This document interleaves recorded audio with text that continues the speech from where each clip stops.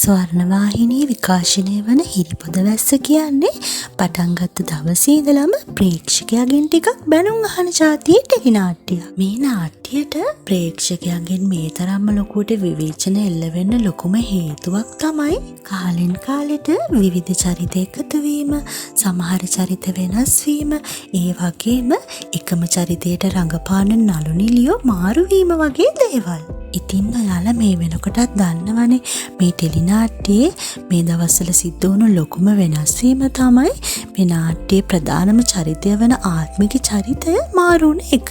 ආත්මික චරිතයට මේ තරම් කාලයක් රංගනයෙන් දායක වුණු මියෝනද සිල්වා කුමක් හෝ හේතුවක් නිසා එම චරිතයෙන් ඉවත් කරලා ඒ වෙනුවට තවත් ජනප්‍රිය රංගන ශිල්පිනියක් වන දේශානි නිහාර තමයි අලුත් ආත්මික චරිතයට ගෙනල්ලා තියෙන්නේ. ඉතින් මේ ආත්මික චරිතය වෙනස් වීමත් එක්කම නාට්‍යයේ අනිත් ප්‍රධානම චරිතය වන තිදැස්ගේ චරිතයත් නාට්‍යයෙන් ඉවත් වෙයිද කියන එක තමයි හිරිපොද වැස්ස බලන ප්‍රේක්ෂකයන්ට තියෙන ප්‍රශ්නය වෙන්නේ. ඉතින් තිදැස්ගේ චරිතයට රඟපාන විහසුත් හිරිපොද වැස්සෙන් අයින් වෙලාද? ප්‍රේක්ෂකයා අතර තිදැස් ගැනත් මේ වගේ ගොසිප් එකක් යන්න ප්‍රධාන හේතු කිහිපයක් බලපාලා තියෙනවා. පළවෙනි හේතුව තමයි මේ දවස්වල හිරිපොද වැස්ස එපිසෝඩ් වල තිදැස්ගේ චරිතය කැපී පෙනෙන විදිය ටිකක් අඩු වෙලා තියෙන එක.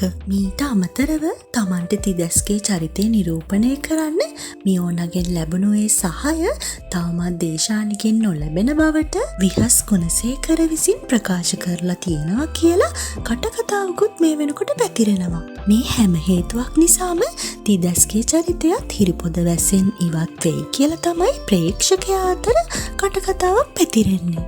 කොහොම වුණත් තිදැස්ගේ චරිතයට රඟපාන විහස් හෝ හිරිපොද වැස්ස ටෙලි නාට්‍යයේ නිර්මාණ කණ්ඩායම හෝ තිදැස්ගේ චරිතය වෙනස් වීම පිළිබඳව කිසිදු අදහසක් ප්‍රකාශ කළා නැහැ. ඉතින් තිදැස්ගේ චරිතය නාට්‍යයෙන් ඉවත් වෙයිද?